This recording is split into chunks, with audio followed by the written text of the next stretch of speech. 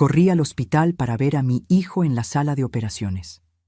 De repente, una enfermera me tomó del brazo y susurró: «Rápido, señora, escóndase y confíe en mí. Es una trampa».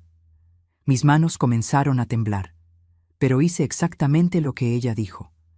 Y 10 minutos después, me quedé helada al verlo. Mi nombre es Lupita. Tengo 68 años y jamás imaginé que terminaría espiando a mi propio hijo desde un cuarto de suministros médicos, con el corazón golpeando tan fuerte que pensé que me delataría. Pero ese día, ese maldito martes de octubre, entendí que el amor de madre también puede hacerte ciega, hasta que alguien te obliga a abrir los ojos. Todo comenzó con una llamada a las 7 de la mañana. Yo estaba preparando café en la estufa, de esos que hierven despacio con canela y piloncillo, cuando mi celular vibró sobre la mesa de la cocina. El número era desconocido. Casi no contesto, pero algo en mi pecho me dijo que lo hiciera. «¿Señora Guadalupe Fierro?» Una voz masculina, seria, apurada. «Sí, soy yo». Habla del Hospital Ángeles del Pedregal. Su hijo Sebastián Montoya acaba de ingresar a urgencias. Está grave. Necesitamos que venga inmediatamente. El aire se me escapó. Las piernas me flaquearon. El teléfono casi se me cae de las manos. ¿Qué le pasó? ¿Está bien? ¿Puedo hablar con él? No hay tiempo, señora. Venga ya. Pregunte por el área de cirugía. Colgaron. No recuerdo haberme puesto los zapatos. No recuerdo haber cerrado la puerta con llave. Solo recuerdo correr hacia la avenida, levantar el brazo temblando para detener un taxi y repetir como letanía: «Por favor, Dios, mi hijo no, mi Sebastián no». El trayecto fue una tortura. Cada semáforo en rojo me parecía una eternidad. Veía mi reflejo en la ventana del taxi. Una mujer mayor, con el cabello recogido a medias, sin maquillaje, con la blusa mal abotonada. Pero no me importaba, solo quería llegar. Cuando las puertas automáticas del hospital se abrieron, entré como alma que lleva el diablo. Mis sandalias hacían eco en el piso brillante.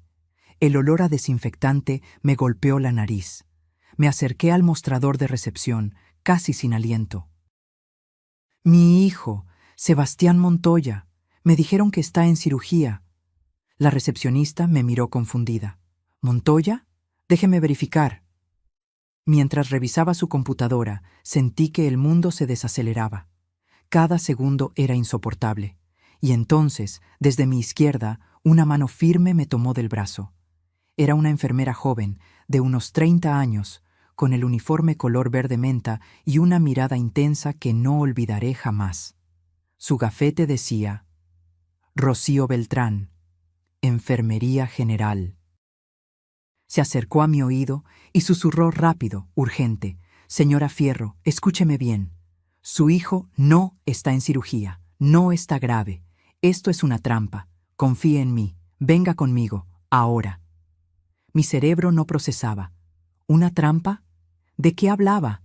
Pero algo en sus ojos, una mezcla de compasión y determinación, me hizo obedecer. Me jaló suavemente hacia un pasillo lateral, lejos de la recepción. Caminamos rápido. Mis piernas apenas respondían. Abrió una puerta que decía «Solo personal» y me metió en un cuarto pequeño lleno de cajas con guantes, jeringas, sábanas dobladas. «Quédese aquí, no haga ruido, y confíe en mí». Pero mi hijo. Su hijo está perfectamente bien, y en 10 minutos va a entender todo. Cerró la puerta.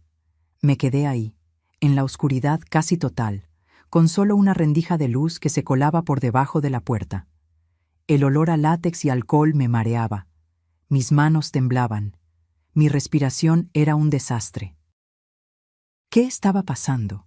¿Por qué Sebastián estaría bien si me habían llamado diciendo que estaba grave? Y entonces escuché voces, voces conocidas. Me asomé apenas por la rendija de la puerta, y lo que vi me destrozó el alma. Ahí estaba él, mi Sebastián, caminando tranquilamente por el pasillo del hospital, sin una sola herida, sin dolor, sin nada. Iba vestido con una camisa blanca impecable y pantalones de mezclilla, y a su lado, Valeria, mi nuera. Con su cabello lacio perfecto, sus uñas rojas brillantes y esa sonrisa que siempre me pareció demasiado calculada. Hablaban con alguien, un hombre de bata blanca, y se reían. Se reían. Mi hijo, el hijo que creí que estaba agonizando, se reía como si nada. Sentí que el suelo se abría bajo mis pies. Quise salir, gritarle, preguntarle qué demonios estaba pasando, pero la voz de Rocío resonó en mi cabeza. Confíe en mí. Y me quedé quieta, observando, escuchando. Porque lo que vino después fue peor de lo que jamás pude imaginar. Pero antes de continuar, si esta historia ya te tiene el corazón en un puño, suscríbete al canal para que sigas conociendo historias reales de mujeres que se levantaron cuando todo parecía perdido. Ahora sí, déjame contarte lo que escuché ese día, porque cuando la verdad te golpea, no hay vuelta atrás.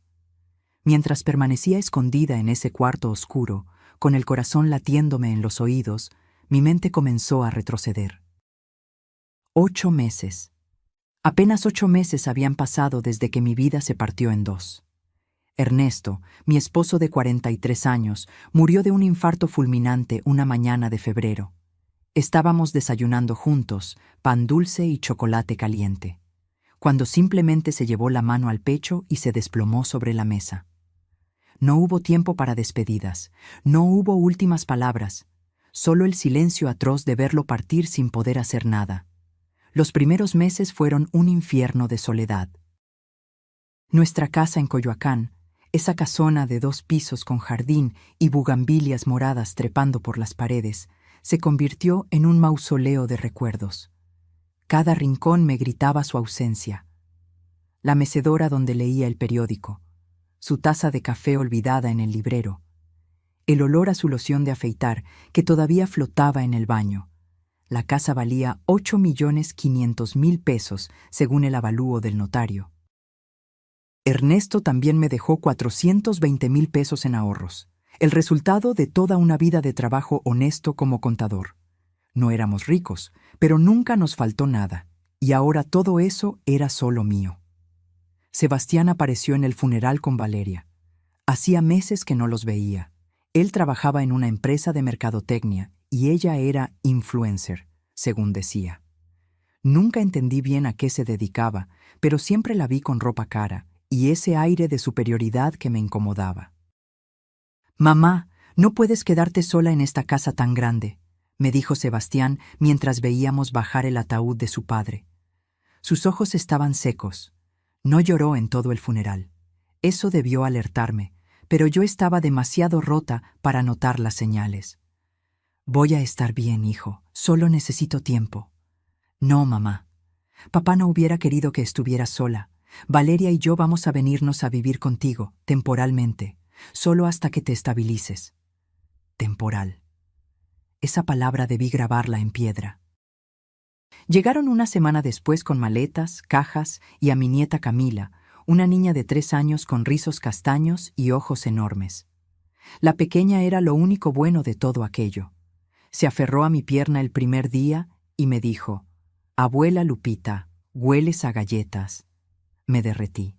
Al principio todo parecía normal. Sebastián trabajaba desde casa en la que había sido la oficina de Ernesto. Valeria pasaba horas frente a su computadora grabándose hablando de maquillaje y ropa.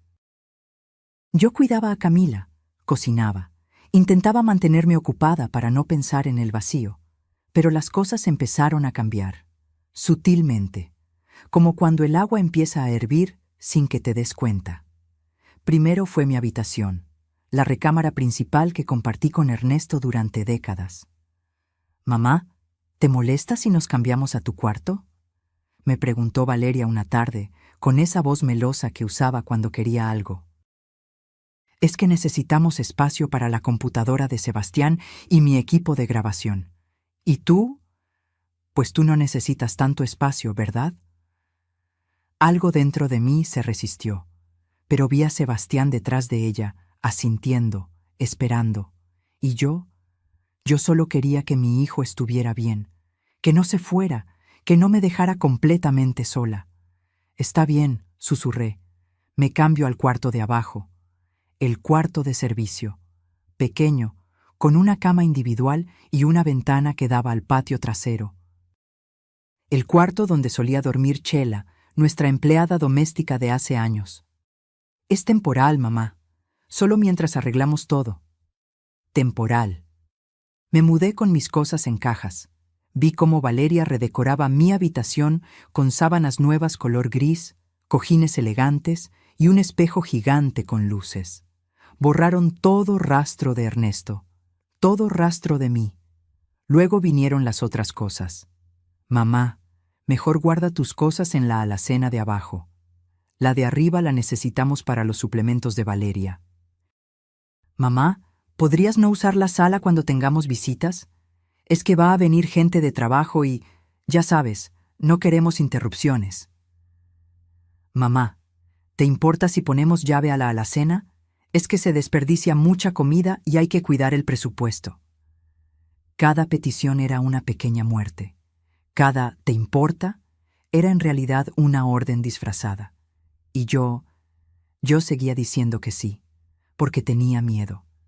Miedo de quedarme sola. Miedo de que se fueran. Miedo de admitir que mi propio hijo me estaba desplazando de mi propia casa, pero lo peor todavía no había llegado. Un día, buscando unas fotografías viejas de Ernesto, entré a lo que antes era mi habitación. Ellos no estaban. Abrí el cajón de la cómoda buscando el álbum familiar y entonces lo vi. Mi collar de perlas. Las perlas que mi abuela me regaló el día de mi boda. 18 perlas perfectas, rosadas, enhebradas en oro blanco. Las había guardado en mi joyero toda la vida, prometiéndome que algún día se las daría a mi nieta. Estaban ahí, en el joyero de Valeria, entre sus aretes baratos y sus pulseras de fantasía. Las tomé con manos temblorosas. Todavía olían a mi perfume, pero ahora estaban mezcladas con sus cosas, como si fueran de ella. No dije nada. Volví a dejarlas ahí, y salí de la habitación sintiendo que acababa de perder algo más que joyas. Esa noche, acostada en mi camita del cuarto de servicio, escuché risas arriba. Valeria y Sebastián celebraban algo. Música, copas chocando, y yo, en mi propia casa, me sentía como una intrusa, como una sirvienta tolerada, como un estorbo, pero todavía no sabía que lo peor apenas comenzaba. ¿Cómo llegué de ser la dueña de mi casa a sentirme invisible en ella? Espera, porque lo que viene es aún más doloroso. Sebastián no siempre fue así. Necesito que lo entiendan. El hombre que ahora me trataba como un mueble viejo no era el niño que crié. O tal vez sí lo era, y yo nunca quise verlo. Mi hijo fue el centro de mi universo durante 35 años. Hijo único. Llegó después de 5 años de intentos fallidos y 3 pérdidas que casi me destrozan. Cuando finalmente lo tuve en brazos, juré que nunca le faltaría nada. Y cumplí, tal vez demasiado bien. Ernesto siempre me decía, «Lupita, lo estás malcriando. Ese niño necesita límites». Pero yo no podía. Cada vez que Sebastián lloraba, yo corría. Cada vez que pedía algo, yo lo conseguía. Cada vez que se metía en problemas, yo los solucionaba. Cuando reprobó el semestre en la universidad, conseguí que un profesor amigo de Ernesto lo pasara. Cuando chocó el coche a los 22 años, nosotros pagamos los daños sin preguntarle cómo había pasado. Cuando dejó 3 trabajos seguidos porque los jefes no lo valoraban, seguimos manteniéndolo hasta que encontrara algo digno de él. Ernesto trataba de ponerle límites, pero yo siempre intercedía. Es nuestro único hijo. ¿Qué vamos a hacer? ¿Dejarlo a su suerte? Y entonces conoció a Valeria. Ella apareció hace 6 años en una cena familiar.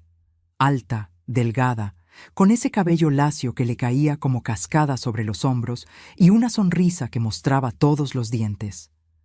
Traía un vestido entallado, color vino y zapatos de tacón altísimo. Se sentó a la mesa y comenzó a hablar sin parar de sus proyectos digitales y sus estrategias de marca personal. Ernesto y yo intercambiamos miradas. Algo no encajaba, pero Sebastián la miraba como si fuera un regalo del cielo. Mamá, Valeria es diferente. Ella me entiende, me impulsa a ser mejor. Mejor. Esa palabra me dolió sin saber por qué. Se casaron al año siguiente, una boda cara en un jardín elegante de Cuernavaca que nosotros pagamos completa, 250,000 pesos. Valeria insistió en que tenía que ser memorable, porque sus seguidores esperaban contenido de calidad. Desde ese día, Sebastián empezó a cambiar. O quizá yo empecé a notarlo. Dejó de visitarnos tanto. Cuando venía, ya no se sentaba a platicar conmigo en la cocina como antes. Contestaba el teléfono con prisa. Sí, mamá, ajá. Luego hablamos. Valeria me está llamando. Y cuando murió Ernesto, cuando más necesité a mi hijo, él estuvo ausente. Físicamente presente, pero emocionalmente a kilómetros de distancia. Ahora que vivían en mi casa, la transformación era imposible de ignorar. El Sebastián que yo conocía me abrazaba cuando llegaba del trabajo. Este Sebastián apenas me saludaba. Subía directo al que ahora era su cuarto y se encerraba con Valeria. El Sebastián que yo conocía me preguntaba cómo había estado mi día. Este Sebastián ni siquiera levantaba la vista de su celular cuando yo le hablaba. Una tarde estaba preparando mole en la cocina, el mole que a él le encantaba desde niño, y entró buscando agua. Me atreví a preguntarle, «Hijo, ¿te pasa algo? Te noto distante». Me miró como si le hubiera hablado en otro idioma. «No, mamá. Todo bien. Es que tengo mucho trabajo. Es solo que ya casi no platicamos, y yo... Mamá, no empieces con el drama, ¿sí? Ya no soy un niño. Tengo responsabilidades. Valeria y yo tenemos planes». Planes. Nunca me incluían. Valeria lo tenía completamente manipulado, pero él no lo veía, o no quería verlo. Una noche los escuché discutiendo arriba. Yo estaba en mi cuartito leyendo cuando sus voces atravesaron el techo. «Sebastián, tu mamá ya está grande. Esta casa es demasiado para ella. Lo lógico sería venderla y que se vaya a un lugar más pequeño, o a una residencia». Mi sangre se congeló. «No sé, Valeria. Es la casa donde crecí, donde vivió mi papá». «Exacto. Vivió. Pasado. Tú y yo necesitamos pensar en nuestro futuro. En Camila. Esta propiedad vale millones. Podríamos venderla, darle una parte a tu mamá para que se acomode en otro lado y nosotros finalmente tener algo propio». Silencio. «Déjame pensarlo». «Déjame pensarlo. No, estás loca. No, jamás le haría eso a mi madre. Solo déjame pensarlo». Lloré en silencio esa noche, con la almohada tapándome la boca para que no me escucharan. Al día siguiente, Sebastián entró a la cocina mientras yo fregaba trastes. Se paró junto a mí, mirando por la ventana. «Mamá, ¿alguna vez has pensado en simplificar tu vida? Ya sabes, esta casa es muy grande, mucho mantenimiento. A tu edad deberías estar descansando». Las manos se me resbalaron. Un plato cayó al fregadero con un ruido seco. «Esta es mi casa, Sebastián. Aquí construí mi vida con tu padre». «Lo sé, mamá. Pero papá ya no está. ¿Y tú? Tú podrías estar más cómoda en un departamento pequeño, sin escaleras, sin jardín que cuidar». Me di vuelta para mirarlo a los ojos. Busqué a mi hijo ahí, al niño que me abrazaba cuando tenía pesadillas, al joven que me regalaba flores cada día de las madres. No lo encontré. Solo vi a un hombre repitiendo palabras que no eran suyas. Un títere con los hilos bien amarrados. «No voy a vender mi casa». Su mandíbula se tensó. Por primera vez vi un destello de algo oscuro en sus ojos. Algo que me asustó. «Como quieras, mamá.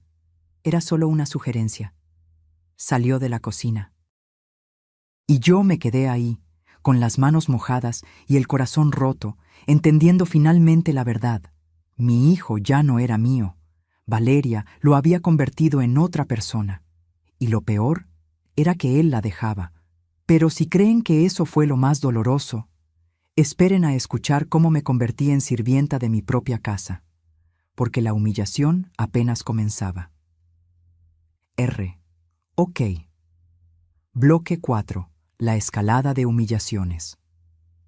La primera vez que Valeria me pidió que le preparara el desayuno, pensé que era una petición normal. Una nuera pidiendo ayuda a su suegra. Nada del otro mundo. Lupita, ¿me harías unos huevos revueltos? Es que tengo una videollamada importante y no me da tiempo. Le preparé los huevos, con jamón, como le gustaban, pan tostado, jugo de naranja recién exprimido. Subí las escaleras con la bandeja. Toqué la puerta de mi habitación. «Adelante». Entré. Valeria estaba sentada frente a su computadora, perfectamente maquillada, con una blusa blanca impecable. Ni siquiera volteó a verme. «Déjalo ahí en el buró, gracias». Como si fuera la empleada. Bajé las escaleras sintiendo un nudo en el estómago, pero me dije, es solo hoy, está ocupada. Al día siguiente me pidió lo mismo, y al siguiente, y al siguiente. Para la segunda semana ya no me pedía, simplemente esperaba que le subiera el desayuno a las 9 en punto. Si me retrasaba 5 minutos, escuchaba su voz desde arriba. «Lupita, ¿va a tardar mucho?» Y Sebastián nunca decía nada. Se sentaba en la mesa, comía lo que yo le preparaba y subía a encerrarse en su oficina improvisada. Pero eso fue solo el principio. Un martes llegaron sus amigas. 3 mujeres igual de arregladas que ella, con bolsas de marca y ese aire de quien nunca ha lavado un plato en su vida. Se instalaron en mi sala como si fueran las dueñas. «Lupita, ¿nos traes café?», gritó Valeria desde el sillón. «Y unas galletas, por favor». Preparé café. Serví las galletas que había horneado el día anterior en el plato bonito de porcelana que me regaló mi madre. Lo llevé a la sala con las manos temblando de rabia contenida. «Aquí tienen». Una de sus amigas me miró de arriba abajo. «Ay, qué suerte tienes, Vale. Tener ayuda de confianza que vive en la casa. Es tan difícil encontrar gente honrada hoy en día». Ayuda de confianza. Me llamó ayuda de confianza. En mi propia casa. Valeria se rió. No me defendió. No dijo, ella no es la empleada, es mi suegra, es la dueña de esta casa. Nada. Solo se rió y siguió platicando como si yo fuera invisible. Bajé a la cocina, cerré la puerta y dejé que las lágrimas cayeran en silencio sobre el fregadero. Las humillaciones se volvieron rutina. «Lupita, la ropa de Camila está sucia. ¿Puedes lavarla?» «Lupita, se acabó el papel de baño. Ve a comprarlo». «Lupita, hoy vienen visitas. Necesito que limpies la sala y prepares botana». Cada orden dolía como una bofetada, pero lo peor era que Sebastián lo permitía. Lo veía todo y no decía absolutamente nada. Una tarde estaba trapeando el piso de la sala, mi sala, cuando escuché que Valeria hablaba por teléfono en el balcón. «Sí, mamá, ya casi. Sebastián está convencido de que lo mejor es vender. Solo falta que la vieja firme los papeles. No, no ha sido difícil. La tenemos bien controlada. Le quitamos la llave de la alacena para que no desperdicie comida, la pusimos en el cuarto de servicio y le damos tareas todo el día para que se sienta útil. Se cree que la necesitamos. Es patética, la verdad». El trapeador cayó de mis manos. Patética. Me llamó patética. Y yo seguía ahí, limpiando, cocinando, aguantando. ¿Por qué? Porque tenía miedo. Miedo de que si me quejaba, Sebastián se fuera para siempre. Miedo de quedarme completamente sola en esa casa llena de fantasmas. Miedo de admitir que había perdido a mi hijo, pero la gota que derramó el vaso llegó un domingo de noviembre. Era mi cumpleaños. 68 años. El primero sin Ernesto. Desperté con el corazón pesado, pero con una pequeña esperanza. Tal vez Sebastián recordaba. Tal vez habría un abrazo, una felicitación, algo. Bajé a la cocina, nadie. Preparé café y me senté sola en la mesa. Pasaron las horas. Sebastián salió de su cuarto al mediodía, fue directo al refrigerador, sacó un refresco y volvió a subir, sin mirarme. Valeria bajó a las 2 de la tarde, perfectamente arreglada como siempre. Lupita, ¿ya preparaste la comida? Tengo hambre. La miré. Esperé que recordara, que dijera algo. Nada. Voy a preparar algo, murmuré. Cociné, serví, comieron, se fueron. Y yo me quedé ahí, en la cocina, viendo el calendario en la pared con la fecha marcada. 11 de noviembre, mi cumpleaños. Nadie lo recordó, nadie. Esa noche, acostada en mi camita del cuarto de servicio, algo dentro de mí se rompió, pero no como antes. Esta vez no lloré, esta vez sentí algo diferente. Rabia, rabia pura y limpia que me quemaba el pecho. ¿Cuánto más iba a aguantar? ¿Hasta cuándo iba a permitir que me trataran así? ¿En qué momento había dejado de ser Guadalupe Fierro, dueña de su vida, para convertirme en un trapo que todos pisaban? Ernesto jamás hubiera permitido esto, y yo lo estaba traicionando al permitirlo. Me senté en la cama, encendí la luz, y tomé una decisión. Si ellos querían jugar sucio, yo aprendería las reglas. Si querían quitarme todo, tendrían que pasar sobre mi cadáver. Porque una cosa era ser amable, otra muy diferente era ser idiota, y Lupita Fierro ya había sido idiota suficiente tiempo. El parque de la bombilla se convirtió en mi refugio. Cada mañana, después de servir el desayuno y limpiar la cocina, salía con la excusa de caminar un rato. Valeria apenas levantaba la vista de su celular. Sebastián ni se enteraba. Me sentaba en la misma banca, bajo el fresno grande, y veía pasar la vida.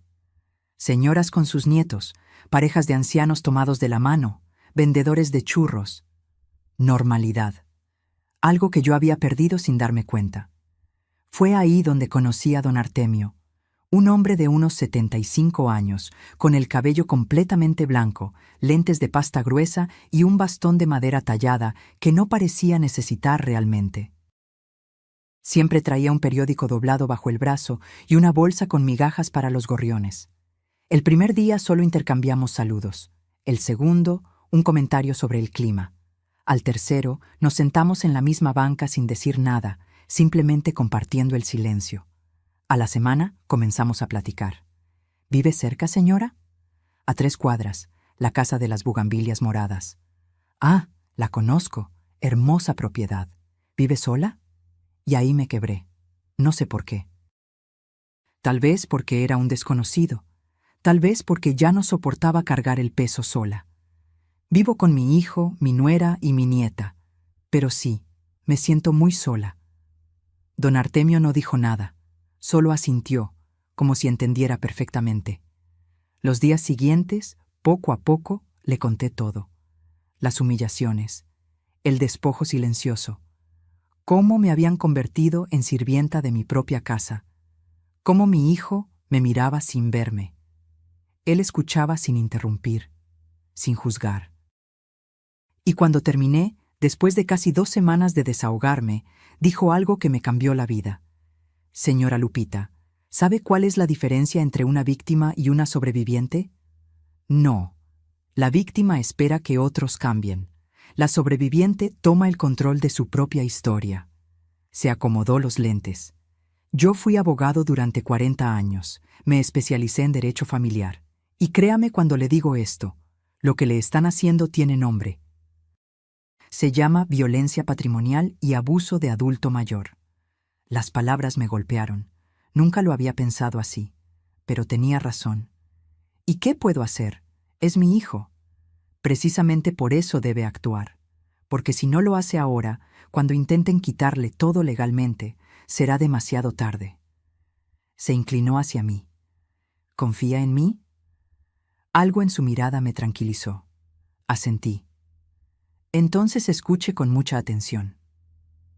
Don Artemio me explicó que necesitaba documentar todo, cada conversación, cada humillación, cada plan que escuchara, y sobre todo, debía proteger legalmente mi patrimonio antes de que ellos hicieran algún movimiento oficial.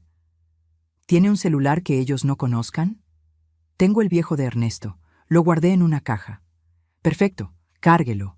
Grabe conversaciones. Tome fotos de documentos. Todo lo que pueda sin que sospechen. Pero, ¿no es ilegal?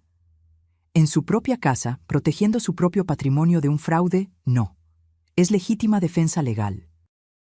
Me dio el nombre de un notario de confianza, don Raúl Santa Cruz, con oficina en la colonia Roma. Dígale que va de mi parte. Él sabrá qué hacer. Volví a casa ese día con el corazón latiendo diferente. Por primera vez en meses, sentía algo parecido a la esperanza. Esa noche, mientras todos dormían, saqué el viejo celular de Ernesto de la caja en el closet. Lo conecté a cargar en mi cuarto, tapándolo con una toalla. La pantalla se iluminó con la foto que él tenía de fondo. Nosotros dos en Acapulco, sonriendo bajo una palapa. «Perdóname, mi amor», susurré. «Debí hacer esto antes». Los siguientes días me convertí en espía de mi propia casa. Aprendí a mantener el celular escondido en el bolsillo de mi delantal, a activar la grabadora cuando escuchaba que ellos hablaban, a tomar fotos discretas de papeles que dejaban en la mesa, y lo que descubrí me heló la sangre. Una tarde, mientras limpiaba el estudio, lo que antes era la oficina de Ernesto, encontré documentos impresos entre las hojas de una revista. Reconocí el logotipo, un despacho de abogados en Polanco. Tomé fotos rápido, con las manos temblando. Era una solicitud para declararme incapaz por deterioro cognitivo. Tenían citas con un psiquiatra privado, un calendario con fechas marcadas, y abajo con la letra de Sebastián, 6 meses máximo. Sentí que el piso se movía bajo mis pies. Pero no lloré. Esta vez tomé las fotos y volví a colocar todo exactamente como estaba. La semana siguiente fui al notario. Don Raúl me recibió en su oficina elegante con vista a la fuente de Cibeles. Era un hombre de 50 y tantos años, formal pero amable. «Don Artemio me habló de usted, señora Fierro. Cuénteme todo». Le mostré las fotos, las grabaciones, todo. Su expresión se oscureció. «Esto es grave, pero tenemos tiempo de protegerla». Hicimos varios movimientos legales que Sebastián y Valeria jamás imaginaron. Primero, blindé la propiedad con un fideicomiso irrevocable. La casa seguía siendo mía, pero nadie podría venderla ni transferirla sin mi consentimiento expreso ante 3 testigos y evaluación psicológica favorable. Segundo, actualicé mi testamento con cláusulas muy específicas. Si intentaban declararme incapaz fraudulentamente, automáticamente perdían cualquier derecho de herencia. Tercero, firmé poderes legales a favor de mi sobrina Daniela, hija de mi hermana, que era abogada en Monterrey. Ella tampoco sabía lo que estaba pasando, pero cuando la llamé y le conté, voló a la Ciudad de México al día siguiente. «Tía, ¿por qué no me dijiste antes?». Sus ojos estaban llenos de lágrimas de rabia. «Porque tenía vergüenza, mija. Vergüenza de admitir que mi propio hijo me estaba haciendo esto». Daniela me abrazó fuerte. «Ya no estás sola». Con todo protegido legalmente, don Artemio me sugirió algo más. «Ahora viene la parte difícil, Lupita. Necesita que bajen la guardia, que crean que ganaron. Solo así se confiarán y mostrarán sus verdaderas intenciones». «¿Quiere que finja demencia?» No demencia completa, solo olvidos, confusión, nada exagerado, solo lo suficiente para que piensen que su plan está funcionando. Fue lo más difícil que he hecho en mi vida. Fingir que me estaba desmoronando cuando por dentro estaba más lúcida que nunca. Comencé a olvidar cosas. ¿Dónde había puesto las llaves? ¿Qué día era? Repetía preguntas. Me quedaba viendo la pared como perdida. Vi la mirada de satisfacción en los ojos de Valeria cada vez que yo me confundía. «Pobre Lupita», le dijo a Sebastián una noche, sin saber que yo estaba escuchando con el celular grabando en mi bolsillo. «Ya ves que tenía razón, se está deteriorando. En unos meses más podemos proceder sin culpa, como si declararme loca para robarme fuera un acto de caridad. pero el verdadero golpe de suerte llegó 2 semanas después. Los escuché planeando la emergencia, la llamada falsa, el hospital, el doctor cómplice que era primo de Valeria, los documentos de poder notarial que me harían firmar en la desesperación del momento. Lo grabé todo, cada palabra, cada risa, cada detalle de su plan perfecto. Y cuando colgaron, satisfechos de su estrategia brillante, yo seguía ahí, en mi cuartito, viendo el celular con todas las pruebas que necesitaba. Me miré al espejo esa noche. La mujer que me devolvía la mirada ya no era la misma que se escondió en el cuarto de servicio meses atrás. Esta mujer tenía los ojos secos, la mandíbula apretada y un plan. ¿Quieren jugar?, me dije en voz baja. Pues juguemos. Y así fue como llegué a ese maldito hospital. Corriendo como una tonta a salvar a un hijo que nunca estuvo en peligro. Pero esta vez yo sabía exactamente lo que estaba pasando. Regreso al momento exacto, al cuarto de suministros, a la oscuridad que olía a desinfectante y látex, a mi corazón golpeándome las costillas como si quisiera escapar. Estaba ahí, escondida como una criminal en mi propia tragedia, viendo a través de la rendija de la puerta cómo mi hijo, mi Sebastián, caminaba tranquilamente por el pasillo del hospital con esa sonrisa que yo conocía tan bien. La sonrisa de cuando creía que todo le salía perfecto. Valeria iba a su lado, taconeando con esos zapatos rojos que costaban más que el gasto de una semana. Llevaba un vestido negro entallado, como si fuera a un cóctel y no a un hospital. El cabello recogido en una cola alta, labios rojos brillantes. Perfecta, como siempre. Y junto a ellos, un hombre de bata blanca. 40 y tantos años, barba recortada, estetoscopio colgando del cuello. Se reían los tres, como viejos amigos compartiendo un chiste privado. Mis manos apretaban el celular de Ernesto dentro del bolsillo del suéter. Grabando. Lo había activado antes de que Rocío me metiera al cuarto. ¿Estás nervioso?, preguntó Valeria, acomodándose un mechón de cabello detrás de la oreja. Un poco, admitió Sebastián. ¿Y si no funciona? El hombre de la bata, el supuesto doctor, se rió. Va a funcionar, primo. Te dije que es infalible. La vieja va a llegar desesperada, histérica, sin pensarlo 2 veces. Tú te tiras en la cama, te pones pálido, gimes un poco. Yo salgo muy serio a darle el diagnóstico. Emergencia quirúrgica. Necesitamos 350,000 pesos de inmediato para el procedimiento. Y mientras procesa la información, le pones enfrente los papeles del poder notarial. Mamá, solo fírmalo. Es para agilizar el trámite con el seguro. Firma, transferimos el dinero, y cuando se dé cuenta de que la operación nunca fue necesaria, ya es demasiado tarde. Valeria aplaudió bajito, como niña emocionada. Eres un genio, Rodrigo. Por eso me pagas, primita. Rodrigo le guiñó un ojo. Además, con lo senil que está la señora últimamente, ni siquiera va a recordar bien qué firmó. Le diremos que fue el shock del momento. Sebastián se pasó la mano por el cabello. Parecía incómodo, solo parecía. ¿Y si se enoja después? ¿Si se pone difícil? Ay, Sebastián, por Dios. Valeria puso los ojos en blanco. Ya hablamos de esto 1000 veces. Con los 350,000, pagamos al abogado para que acelere lo de la incapacidad. En 2 meses está declarada. En 3, la casa es nuestra. En 4, la metemos a una residencia bonita, de esas con jardines, y nosotros empezamos nuestra vida de verdad, sin ella estorbando. Es mi mamá, Valeria. Es un estorbo, Sebastián, y lo sabes. Su voz se endureció. ¿O ya olvidaste cómo nos trataba antes? Siempre metiéndose en nuestra relación, siempre dando su opinión, siempre recordándote que la casa es de ella, pues ahora pagará por hacernos sentir menos. Mentira. Nunca los traté mal. Nunca me metí en su relación más allá de lo normal. Pero Valeria había reescrito la historia en la cabeza de mi hijo hasta que él creyó su versión. Además, continuó ella, con voz más suave, tomando la mano de Sebastián, piensa en Camila, piensa en nuestro futuro, en todo lo que podremos darle cuando vendamos esa casa.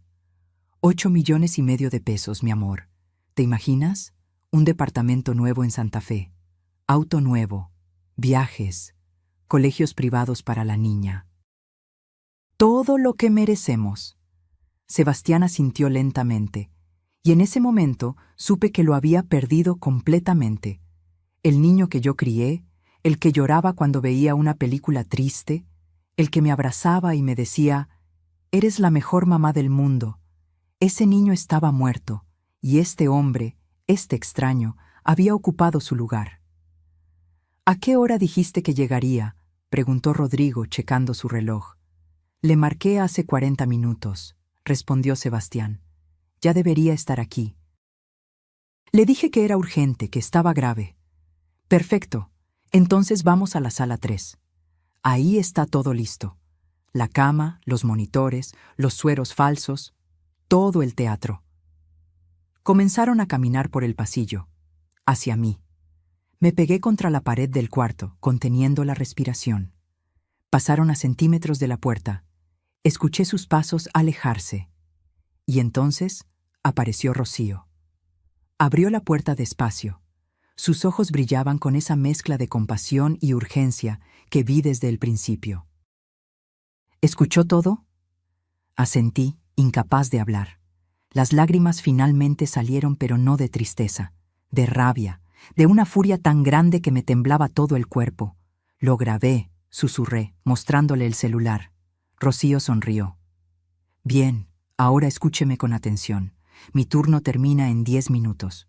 Voy a salir con usted por la puerta de emergencias del personal. Ellos están esperándola en recepción y en la sala 3.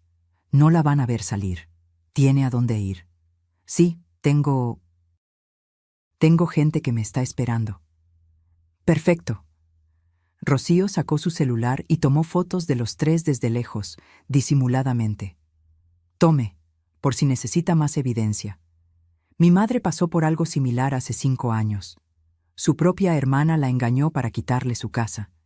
Desde entonces, cuando detecto estas situaciones, actúo. No voy a permitir que le pase a otra señora lo que le pasó a mi mamá». La abracé, fuerte. «Gracias, gracias por salvarme». «No me dé las gracias todavía. Sálvese usted.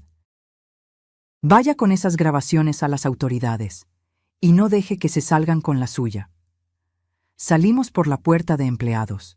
El aire fresco de la tarde me golpeó la cara. Noviembre en la Ciudad de México. Cielo gris, olor a lluvia próxima. Caminé 2 cuadras antes de detener un taxi. Le di la dirección de la oficina de don Artemio. Durante todo el trayecto, el celular vibraba en mi bolso. Sebastián llamando. 1 vez, 2, 5, 10. Mensajes de Valeria. «Lupita, ¿dónde estás? ¿Ya llegaste al hospital? Sebastián te está buscando. Está preocupado. Contesta, por favor». Mentiras. Todo mentiras. Llegué a la oficina de don Artemio. Él me esperaba con Daniela. En cuanto me vieron entrar, supieron que tenía lo que necesitábamos. «Lo tengo todo», dije, sacando el celular. Cada palabra, todo el plan. Daniela reprodujo las grabaciones. Su rostro se endureció con cada segundo que pasaba. Cuando terminó, golpeó la mesa con la palma. «Estos malditos... Tía, esto es suficiente para proceder legalmente. Podemos presentar denuncia ahora mismo». «Espera», dijo don Artemio, levantando la mano. «Todavía no». «¿Por qué no?» «Porque si presentamos la denuncia ahora, ellos van a negar todo. Van a decir que la grabación es falsa, que Lupita está confundida, que malinterpretó.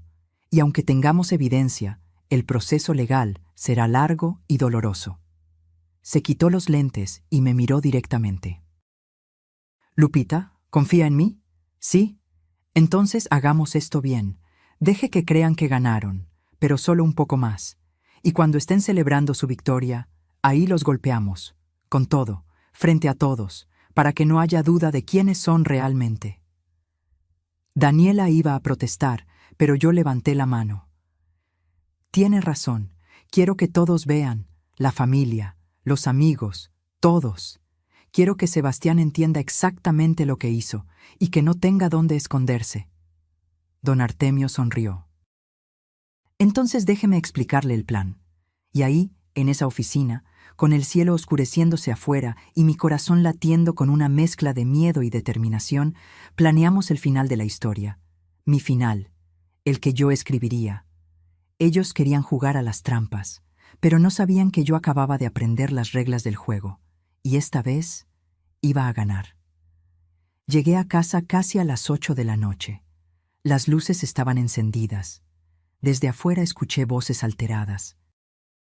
Me detuve un momento en el jardín, respiré profundo y entré actuando el papel de mi vida. Abrí la puerta temblando. No era difícil, todavía tenía los nervios destrozados. Sebastián estaba en la sala, caminando de un lado a otro con el celular en la mano. Valeria estaba sentada en el sillón, con los brazos cruzados y esa cara de fastidio que ya conocía tan bien. «¡Mamá! ¿Dónde diablos estabas?» Sebastián prácticamente me gritó. «Te llamé 1000 veces, fuiste al hospital y desapareciste». Estábamos preocupadísimos. ¿Qué palabra más grande para cubrir una mentira? Me llevé la mano al pecho, jadeando. «Hijo, me dijeron que estabas grave. Corrí al hospital, pero no te encontré. Te busqué por todas partes. Pregunté en recepción. Nadie sabía nada. Porque me dieron de alta rápido, mamá. Te lo dije en el mensaje». Mintió sin pestañear. Fue una falsa alarma. Un dolor en el pecho que resultó ser gases. Pero necesito tratamiento. El doctor dice que es algo del corazón, que necesito estudios urgentes. Ahí estaba. El siguiente movimiento del plan. ¿Del corazón? ¡Ay, Dios mío! Mis ojos se llenaron de lágrimas reales, pero no por su mentira, por confirmar que realmente era capaz de esto. ¿Qué necesitas? Lo que sea, hijo, lo que sea. Vi el brillo en los ojos de Valeria, la sonrisa que intentó ocultar. Son estudios caros, mamá. El cardiólogo particular cobra 350,000 pesos por todo el paquete. Electrocardiogramas especiales, monitoreo, análisis. Pero el seguro no cubre todo. Mamá, es mi vida. Es urgente. Se acercó. Tomó mis manos. Las mismas manos que yo sostuve cuando aprendió a caminar. Necesito que me ayudes, por favor. El teatro era perfecto. Casi me lo creo. Está bien, hijo. Mañana vamos al banco. Saco el dinero que necesites. No, mamá, no es tan simple. Valeria se levantó del sillón, acercándose con una carpeta café en las manos. El doctor necesita garantías. Pidió que firmes unos documentos, un poder notarial temporal, para que Sebastián pueda autorizar los procedimientos en caso de emergencia. Ya sabes, por si te pasa algo o no puedes llegar rápido. Extendió los papeles. Los vi. Reconocí el formato. Don Artemio me había mostrado uno igual esa misma tarde.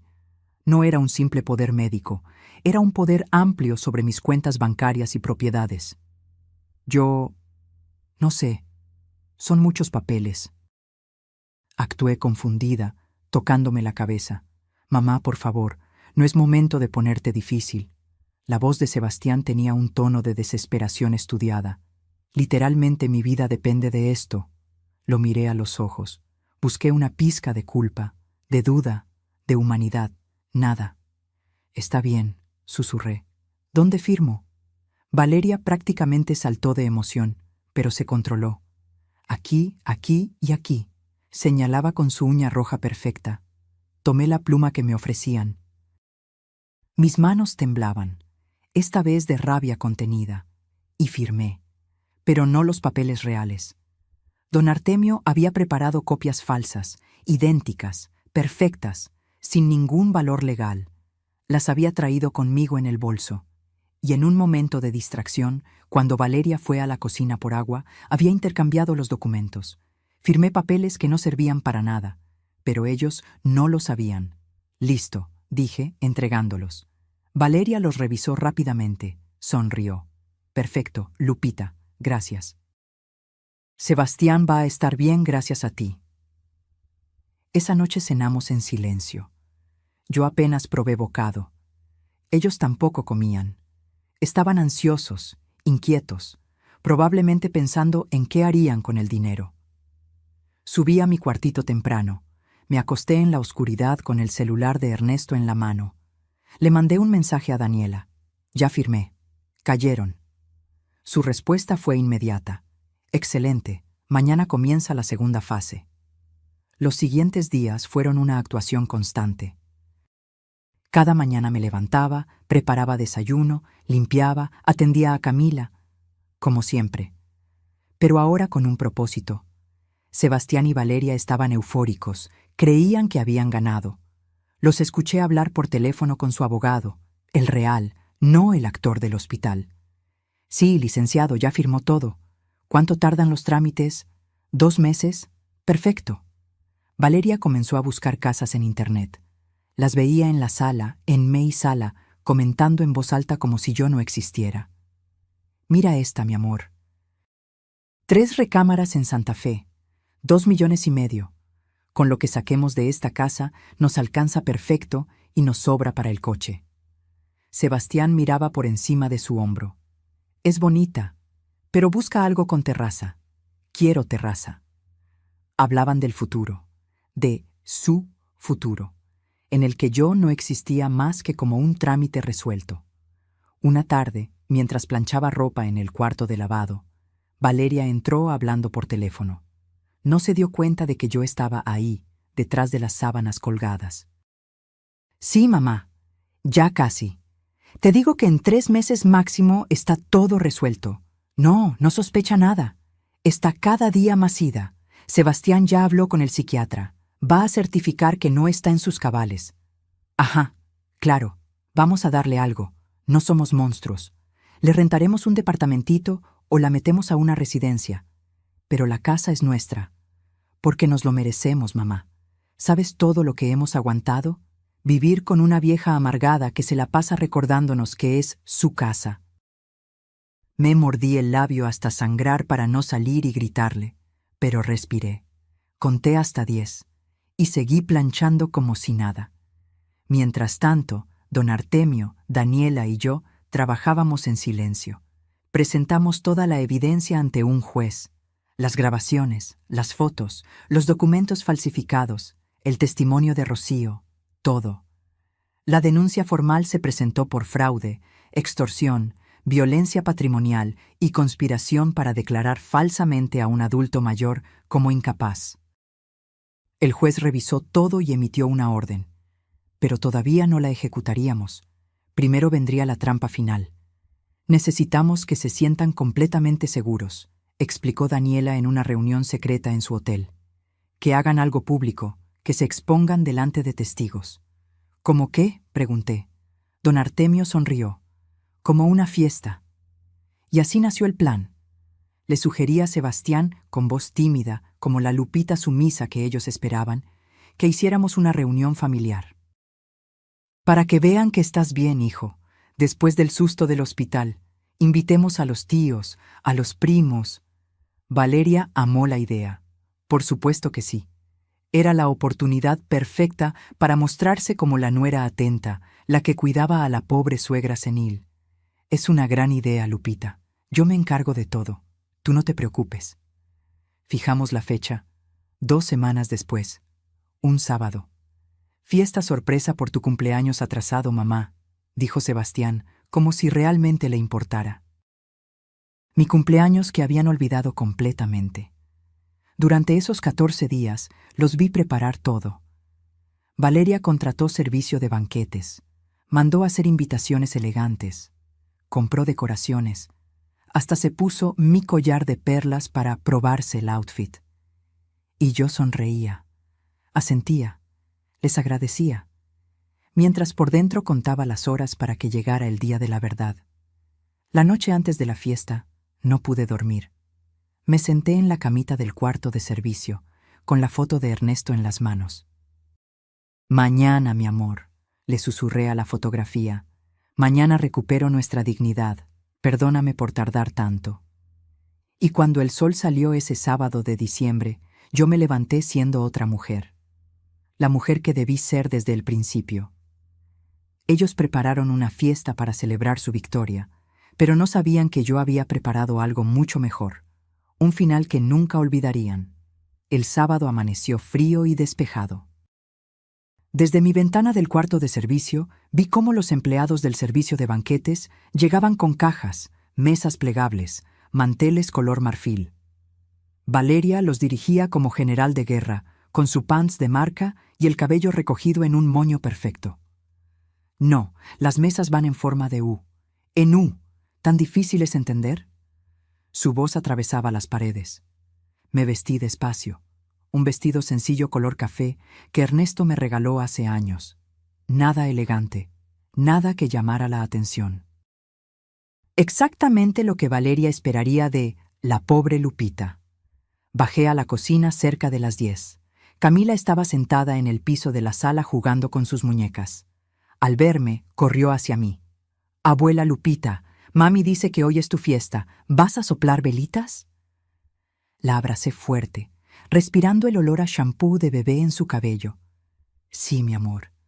Va a haber velitas». «¿Y pastel? ¿Y pastel?» Valeria apareció desde el comedor. «Camila, deja de molestar a tu abuela. Vete a tu cuarto a jugar». Luego me miró a mí. «Lupita, ya está todo listo. Tú solo siéntate y deja que nosotros nos encarguemos. Es tu día». «Mi día. Qué irónico». «Gracias, mija», dije con voz suave. «Qué amable eres». Su sonrisa era pura actuación. «Es lo menos que podemos hacer. Después de todo, eres familia». Familia. La palabra me quemó la garganta. Las horas pasaron en cámara lenta. Yo me senté en una silla del jardín, aparentando estar cansada, ida, mientras observaba los preparativos. Las mesas quedaron preciosas. Flores blancas en centros de mesa, vajilla cara rentada, una mesa de dulces con letrero que decía: «Feliz cumpleaños, Lupita, 68 años». A las 4 de la tarde comenzaron a llegar los invitados. Mi hermana Socorro con su esposo, mis primos Héctor y Marisol, algunos vecinos, amigos de Sebastián que no veía hace años, y Daniela, mi sobrina, quien llegó con un vestido azul marino y una sonrisa que solo yo pude interpretar. «Todo listo, tía». También estaba ahí don Artemio. Lo habían invitado sin saber quién era realmente. «Un amigo del parque que aprecia mucho a mamá», había dicho yo días antes. Sebastián ni siquiera preguntó más. Y finalmente, el invitado especial que nadie esperaba, un oficial del juzgado familiar, vestido de civil, mezclado entre los invitados, con los documentos legales en un sobre dentro de su saco. Todos me abrazaban, me felicitaban. «Lupita, qué bonita fiesta. Te ves muy bien. Qué lindos hijos tienes, organizando todo esto. Si supieran». Sebastián y Valeria jugaban su papel a la perfección. Él me tomaba del brazo, me guiaba a la mesa principal. Ella me servía ponche, me ofrecía bocadillos. «Come, Lupita, está todo delicioso». La gran actuación frente al público. A las 5:30, Sebastián pidió atención golpeando una copa con un cuchillo. Todos se callaron. «Bueno, familia y amigos, gracias por acompañarnos hoy. Como saben, estamos aquí para celebrar a la mujer más importante de mi vida, mi mamá». Me miró con ojos brillantes, falsos, completamente falsos. «Mamá, perdón por haber olvidado tu cumpleaños el mes pasado. Estaba pasando por problemas de salud y... bueno, me distraje. Pero hoy quiero compensarlo. Quiero que sepas que te amo, que todo lo que hago es por ti, por tu bienestar». Algunos invitados suspiraron emocionados. Mi hermana Socorro tenía lágrimas en los ojos. Pobre, no sabía nada.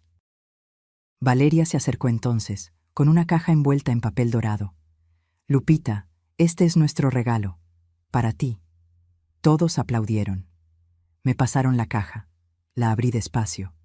Era un portarretratos digital, de esos que pasan fotos automáticamente. Ya venía cargado con imágenes de la familia. Sebastián bebé, Sebastián niño, Sebastián graduándose, su boda, Camila naciendo, ni una sola foto de Ernesto y yo. Es hermoso, murmuré. Gracias. Y tenemos otra sorpresa, anunció Valeria, tomando la mano de Sebastián. Queríamos decirte que hemos estado pensando en el futuro, en tu futuro, Lupita. El jardín quedó en silencio. Sabemos que esta casa es muy grande para ti, que te cuesta trabajo mantenerla, que te sientes sola. Sebastián hablaba con voz calmada, practicada. Por eso, estamos buscando un lugar más cómodo para ti, una residencia preciosa en Cuernavaca, con jardines, enfermeras, actividades. Vas a estar muy bien atendida. Gasps de sorpresa entre los invitados. ¿Y la casa?, preguntó mi hermana Socorro con el ceño fruncido. La casa la vamos a vender, respondió Valeria con naturalidad. Con ese dinero aseguramos el futuro de Lupita en la residencia, y Sebastián, Camila y yo podremos finalmente tener un hogar propio. Es lo mejor para todos. Vi las caras de los invitados. Algunos asentían, pensando que sonaba razonable. Otros parecían incómodos. Don Artemio me miraba, esperando mi señal. Daniela apretaba su copa de ponche con tanta fuerza que pensé que la rompería. De hecho, continuó Sebastián, sacando unos papeles del bolsillo de su saco. Mamá ya firmó los documentos que nos dan autorización para proceder, porque ella entiende, ella sabe que esto es lo mejor. Mostró los papeles a los invitados, los falsos, los que no servían de nada, pero ellos no lo sabían. Valeria sonreía. Socorro lloraba pensando que era algo emotivo. Y Sebastián me miraba esperando que yo asintiera como la viejita sumisa que creía que era. Respiré profundo y sonreí. Una sonrisa que los heló. Todos celebraron, dije con voz clara, más fuerte de lo que había hablado en meses. Yo solo sonreí y dije, hijo, tú realmente no sabes, ¿verdad? Sebastián se congeló. El color se le fue del rostro. Valeria frunció el ceño. ¿Saber qué? Me levanté de la silla. Todos me miraban. Saber que esos papeles que tienes en la mano no sirven de nada. Que son copias falsas, que nunca tuvieron ningún poder sobre mi patrimonio. Silencio absoluto. Sebastián miró los documentos como si fueran a quemarlo. ¿Qué? Saber que tengo grabadas todas sus conversaciones, cada plan, cada mentira, la trampa del hospital, el doctor falso, todo. Valeria dio un paso atrás. Estás confundida, Lupita. No, Valeria, por primera vez en meses estoy completamente lúcida. Saqué mi celular del bolsillo. ¿Quieren escuchar? Y ahí, frente a todos los invitados, reproduje las grabaciones. La voz de Valeria. La tenemos bien controlada. Es patética, la verdad. La voz de Sebastián. ¿Y si se enoja después? La voz del primo Rodrigo. La vieja va a llegar desesperada, histérica. El jardín se llenó de susurros escandalizados. Socorro se llevó las manos a la boca. Los vecinos se miraban entre sí. Marisol negaba con la cabeza, incrédula. Valeria intentó tomar mi celular. Eso es ilegal. No puedes grabar sin permiso. En mi propia casa, protegiendo mi patrimonio de un fraude, sí puedo, respondí con calma. Y tengo testigos, tengo evidencia, y tengo algo más. Miré a don Artemio. Él asintió. Lupita, la voz de Sebastián temblaba. Mamá, por favor, yo puedo explicar. No, ya no. Lo miré a los ojos. Tuve 8 meses para escuchar explicaciones, 8 meses aguantando humillaciones, siendo sirvienta en mi propia casa, viendo cómo planeaban robarme todo. Esperando que en algún momento reaccionaras, que recordaras quién te crió, quién te amó incondicionalmente. Las lágrimas rodaban por mis mejillas, pero no eran lágrimas de tristeza, eran de liberación. Y lo peor de todo, Sebastián, no es que Valeria te manipulara, es que tú la dejaste, que elegiste creerle a ella y traicionar a tu propia madre. Él intentó acercarse. Mamá, no me toques. Di un paso atrás, y entonces don Artemio se acercó con el oficial del juzgado.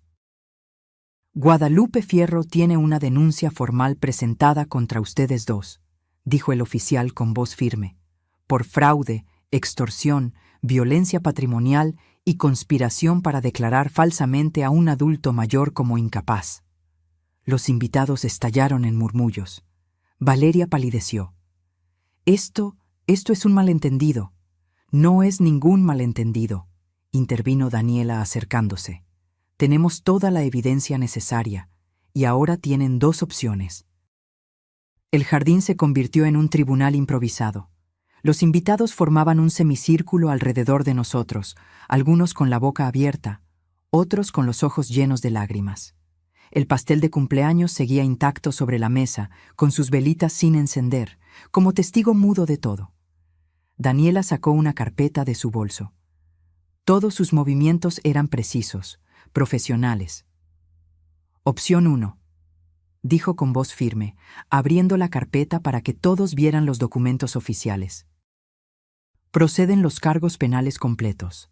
Fraude patrimonial, de 3 a 12 años de prisión. Violencia familiar, de 6 meses a 4 años. Conspiración para declarar falsamente incapaz a un adulto mayor. Agravante que puede sumar hasta 5 años más la reparación del daño moral y patrimonial. Valeria temblaba. Sebastián parecía a punto de desmayarse. Opción 2, continuó Daniela, cerrando la carpeta. Sebastián y Valeria abandonan esta casa hoy mismo. Se llevan únicamente su ropa personal y los objetos que puedan probar que compraron con su dinero. Firman un documento de desistimiento de cualquier reclamo futuro sobre esta propiedad.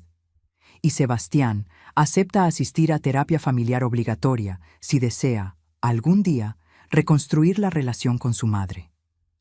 ¿Y Camila? Mi voz salió quebrada. Porque esa niña era lo único inocente en todo esto.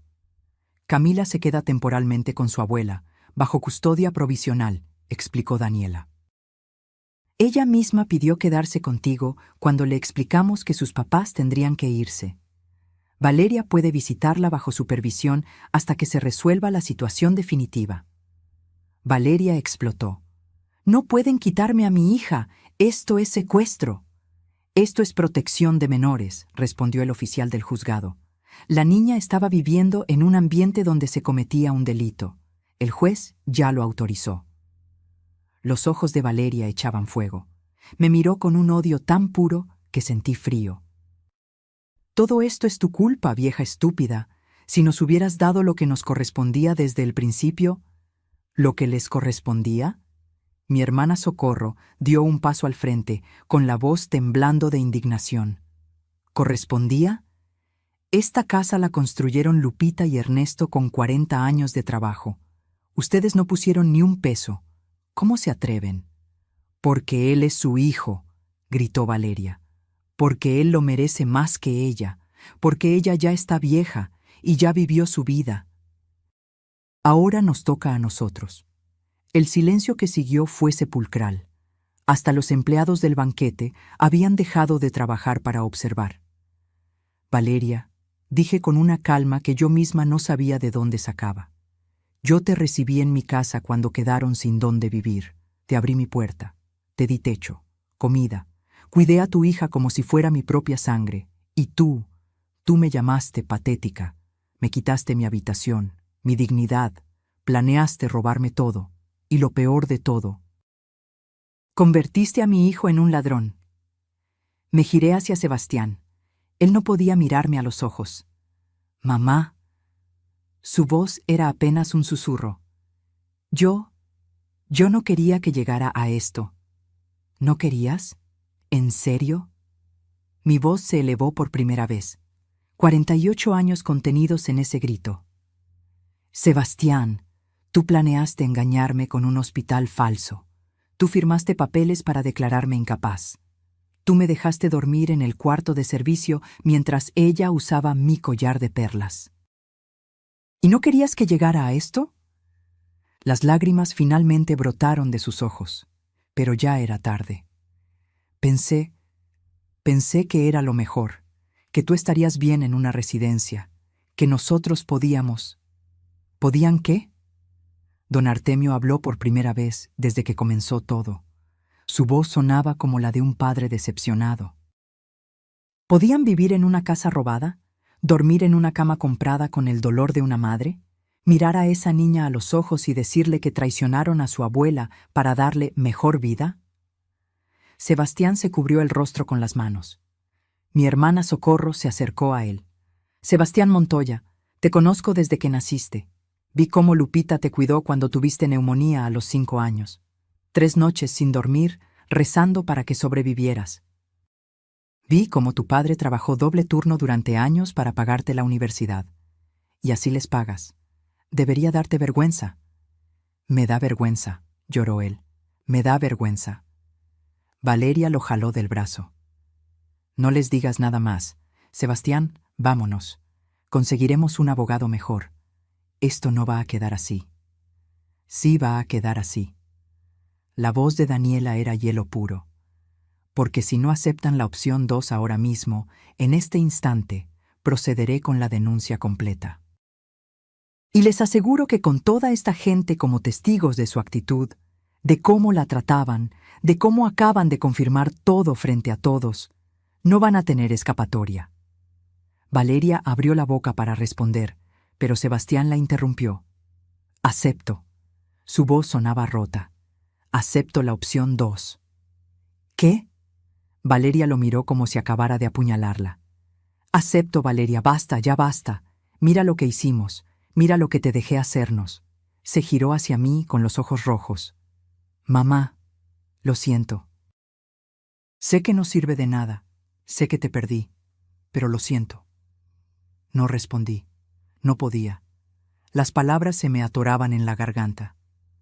Don Artemio sacó los documentos. Firmen aquí y aquí. Desistimiento de reclamos, compromiso de mudanza inmediata. Y aquí, Sebastián, el compromiso de terapia. Sebastián firmó con mano temblorosa. Valeria se negó al principio, pero cuando el oficial le explicó que la alternativa era ser arrestada inmediatamente, también firmó, con tanta fuerza que rasgó el papel. Tienen 2 horas para sacar sus cosas, dijo Daniela, revisando los documentos. Los invitados seguían ahí, inmóviles, procesando todo lo que acababan de presenciar. Sebastián y Valeria subieron las escaleras. Los escuchamos abrir cajones, arrastrar maletas. Valeria gritaba, aventaba cosas. Sebastián guardaba en silencio. Mi primo Héctor se acercó a mí. Lupita, si hubiéramos sabido. Nadie sabía. Yo no quería que supieran. Tenía vergüenza. Limpié mis lágrimas.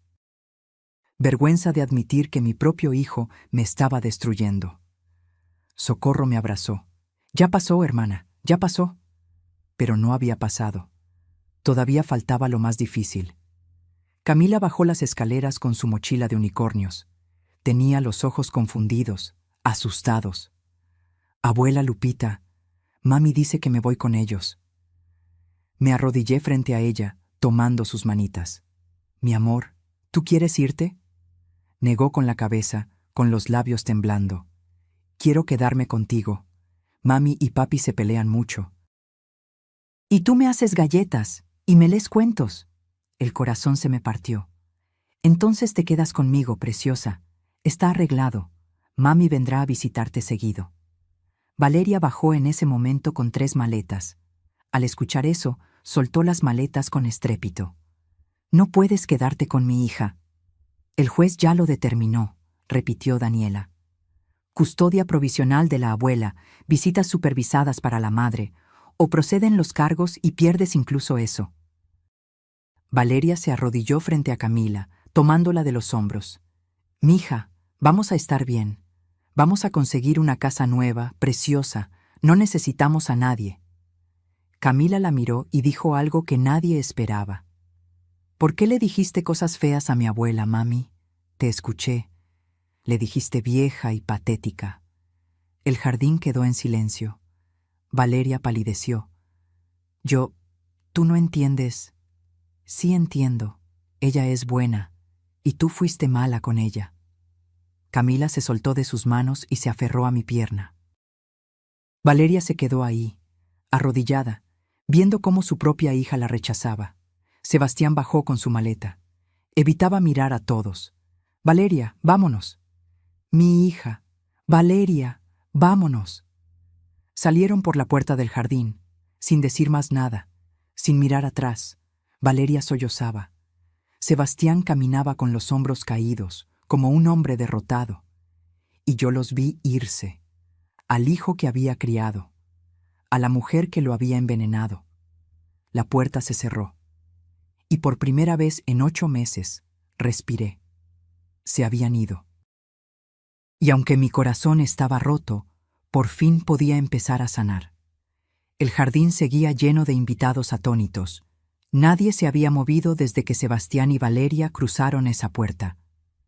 El silencio era tan denso que podía escucharse el viento moviendo las bugambilias moradas. Camila seguía aferrada a mi pierna, con su carita enterrada en mi vestido. Le acaricié el cabello despacio, tratando de transmitirle la calma que yo misma apenas estaba encontrando. Socorro rompió el silencio. «¿Alguien quiere pastel?» Varios invitados soltaron risas nerviosas. Era absurdo. Acabábamos de vivir un drama familiar devastador y ella ofrecía pastel. Pero así era mi hermana, práctica hasta en las crisis. «Sí», dije, con voz más firme de lo que esperaba. «Cortemos el pastel. Después de todo, sigue siendo mi cumpleaños». Los empleados del banquete, que habían estado paralizados contra la pared, reaccionaron. Encendieron las velitas. 68. La luz dorada bailaba sobre el betún blanco. Todos cantaron las mañanitas, con voces temblorosas al principio, pero que fueron ganando fuerza. Y cuando llegó el momento de soplar las velas, cerré los ojos y pedí un deseo. No pedí que Sebastián volviera. No pedí que todo volviera a ser como antes. Pedí fuerza, para seguir adelante, para reconstruir lo que había quedado roto. Soplé. Las velas se apagaron todas de un golpe. Camila aplaudió. «Lo lograste, abuela». «Sí, mija, lo logré». Los invitados comenzaron a acercarse uno por uno, algunos con lágrimas en los ojos, otros con rabia contenida, todos con palabras de apoyo. «Lupita, hiciste lo correcto», dijo mi prima Marisol, abrazándome fuerte. «Nadie merece ser tratado así. Nadie». Los vecinos, que tantas veces vieron a Valeria tratarme como sirvienta en mi propio jardín, también se acercaron. «Señora Fierro, si hubiéramos sabido, si nos hubiera dicho algo, no hubieran podido hacer nada», respondí con sinceridad. Esto era algo que yo tenía que resolver. Tenía que aprender a defenderme. Don Artemio se sentó a mi lado en una de las sillas del jardín. «Lo hizo bien, Lupita. Fue valiente cuando más lo necesitaba». No me sentí valiente, me sentí aterrada. Eso es exactamente lo que es el valor. Hacer lo correcto aunque tengas miedo. Me palmeó la mano. Y ahora viene la parte difícil. ¿Más difícil que esto? Sonrió con tristeza. Sanar, perdonar. No a ellos necesariamente, sino a usted misma. Por haber permitido que llegara tan lejos. Esas palabras me calaron hondo, porque tenía razón. Una parte de mí estaba enojada conmigo misma. Por haber sido ciega. Por haber aguantado tanto. La fiesta continuó, aunque con un tono completamente diferente al planeado. Ya no era una celebración. Era más bien una reunión de sanación colectiva. La gente comía, hablaba en voz baja, me abrazaba cada tanto. A las 8 de la noche, los últimos invitados se fueron. Socorro se ofreció a quedarse, pero le dije que estaría bien. Daniela ayudó a limpiar junto con los empleados del banquete. Don Artemio se despidió con un abrazo largo. «Si me necesita, ya sabe dónde encontrarme. Todos los días en el parque, a las 9 de la mañana». «Ahí estaré». Cuando todos se fueron, subí a Camila al que ahora sería su cuarto. El cuarto de huéspedes que Valeria nunca me dejó usar para ella porque necesitaba espacio para su equipo de grabación. La ayudé a ponerse la pijama. Era de Minnie Mouse, rosa con moños blancos. Mientras le cepillaba el cabello, ella me preguntó: «Abuela, ¿mami y papi van a regresar?» «Tu mami va a venir a visitarte muy pronto, mi amor. ¿Y tu papi? Tu papi necesita un tiempo para pensar en las cosas que hizo». «¿Él hizo algo malo?» «¿Cómo le explicas a una niña de 3 años que su padre intentó robarle a su abuela? ¿Que la ambición y la manipulación destruyeron a su familia?» «Él cometió errores, mija. Errores grandes, pero todos cometemos errores. La diferencia es si aprendemos de ellos o no». «¿Tú cometiste errores, abuela?» Su pregunta me golpeó. «Sí, preciosa. Muchos. Dejé que me trataran mal. No me defendí cuando debía hacerlo. Pensé que si aguantaba todo, las cosas mejorarían solas». ¿Y mejoraron? No. Tuve que hacerlas mejorar yo misma. La acosté en la cama. Le leí su cuento favorito, El Principito, hasta que sus ojitos se cerraron. La besé en la frente y salí despacio. Me quedé en el pasillo, mirando las puertas. La de mi habitación ahora estaba vacía. Sebastián y Valeria se habían llevado sus cosas, sus olores, su presencia. Entré. Olía a perfume de Valeria todavía.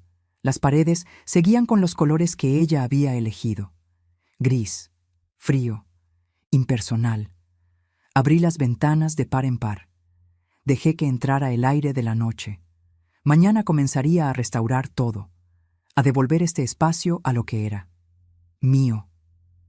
Bajé a la cocina y me preparé un té de manzanilla. Me senté en la misma mesa donde tantas veces comí sola mientras ellos festejaban arriba, y dejé que las emociones del día me alcanzaran. Lloré. Lloré como no había llorado en meses, pero no eran lágrimas de derrota. Eran lágrimas de liberación, de dolor procesado, de duelo por el hijo que había perdido, no a la muerte, sino a la codicia. Mi celular vibró, un mensaje de un número desconocido. Era Sebastián. «Mamá, sé que no tengo derecho a pedirte nada, sé que lo arruiné todo. Pero quiero que sepas que tienes razón, en todo, y necesito ayuda.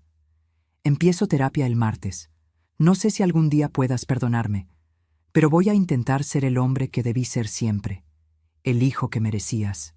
Te amo, aunque no lo parezca, aunque lo haya olvidado por un tiempo. Te amo». Leí el mensaje 3 veces. Mi primer instinto fue borrarlo, no responder, dejarlo con su culpa. Pero entonces recordé las palabras de don Artemio. Perdonar no significa olvidar. Significa liberarte del peso del rencor. No respondí esa noche, pero tampoco borré el mensaje. Los días siguientes fueron raros. La casa se sentía enorme y silenciosa, pero también mía, completamente mía. Contraté una empresa para repintar mi habitación. Volví a poner las fotos de Ernesto en las paredes. Recuperé mis joyas del joyero. El collar de perlas volvió a su lugar, en el cofre de madera tallada que mi abuela me dio. Camila se adaptó sorprendentemente rápido, jugaba en el jardín. Me ayudaba a cocinar. Por las tardes íbamos al Parque de la Bombilla y ella corría detrás de las palomas mientras yo platicaba con don Artemio. Valeria vino a visitarla 2 semanas después, con Daniela presente como supervisora. Fue incómodo. Valeria evitaba mirarme. Camila fue educada pero distante con ella. «Mija, mami te extraña», le decía Valeria con voz quebrada. «Yo también te extraño, mami, pero me gusta estar con abuela». No volví a saber de Sebastián directamente.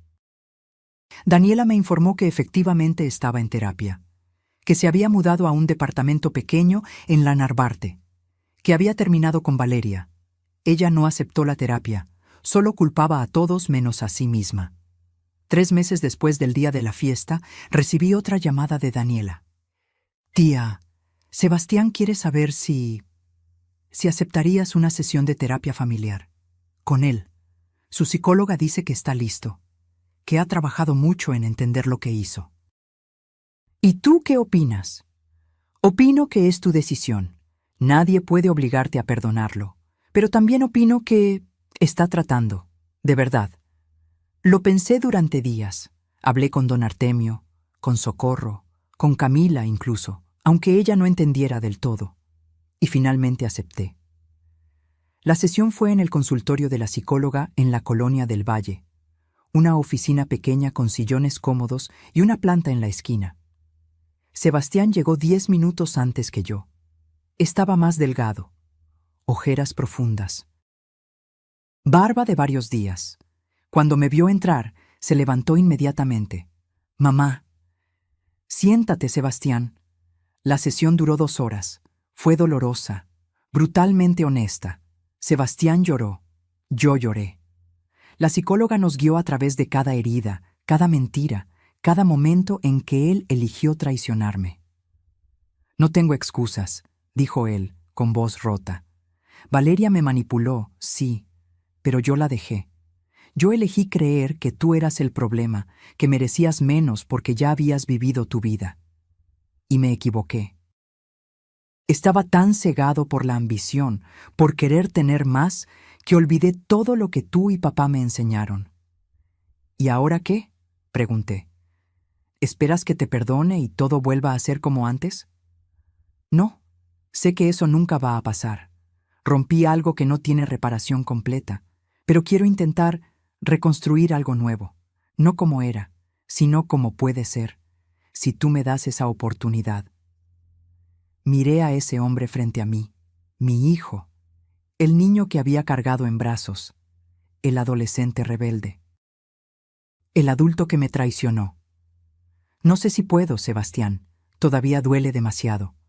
Lo entiendo, y esperaré, el tiempo que sea necesario». Salimos del consultorio sin abrazarnos, sin promesas, pero con algo que no teníamos antes: honestidad. 6 meses después del día de la fiesta, la vida había encontrado un nuevo ritmo. Camila iba a un jardín de niños cerca de casa. Le encantaba. Valeria la visitaba cada 2 semanas. Sebastián la veía los domingos, siempre en mi presencia. Poco a poco, reconstruía su relación con su hija.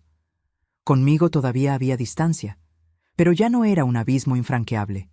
Era más bien un puente en construcción, lento, frágil, pero existente. Una tarde de julio, casi 9 meses después de todo, estaba en el jardín podando las bugambilias cuando Sebastián llegó. «Mamá, ¿puedo hablar contigo?». «Siempre». Se sentó en la banca de hierro forjado, la misma donde Ernesto solía leer el periódico los domingos. «Conseguí un trabajo nuevo. En una empresa de contabilidad.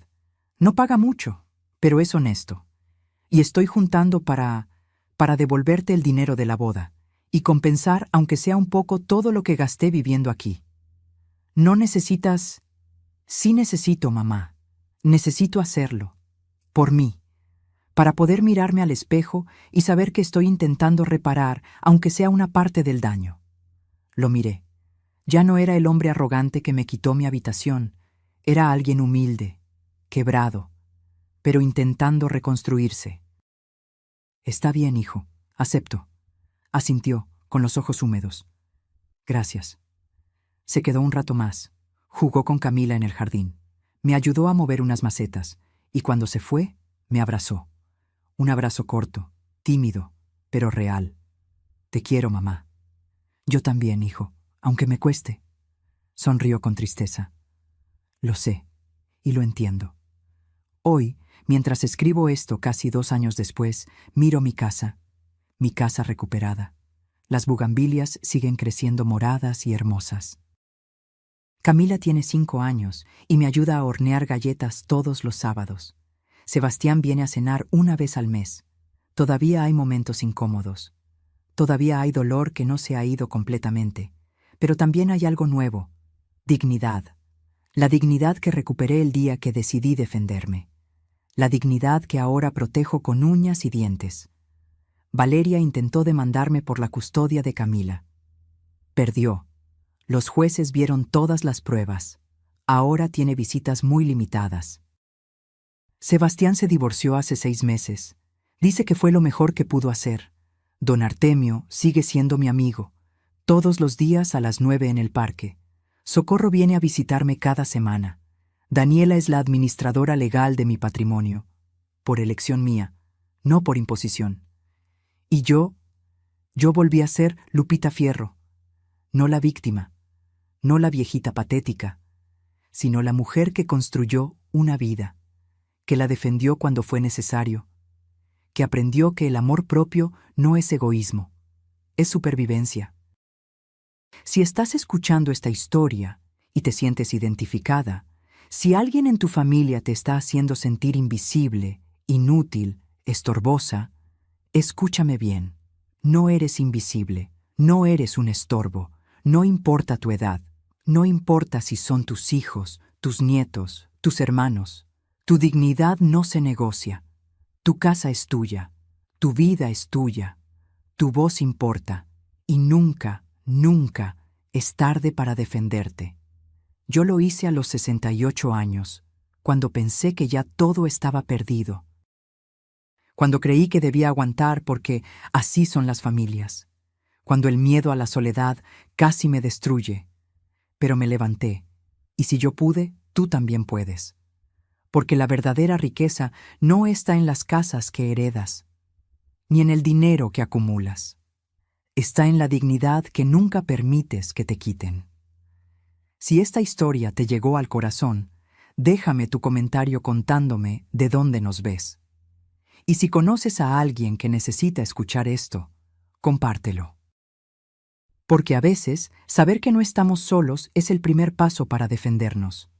Dale like, suscríbete al canal para más historias de mujeres que decidieron no rendirse. Y recuerda, nunca es tarde para recuperar lo que es tuyo. Nos vemos en la próxima historia, con el corazón valiente, siempre.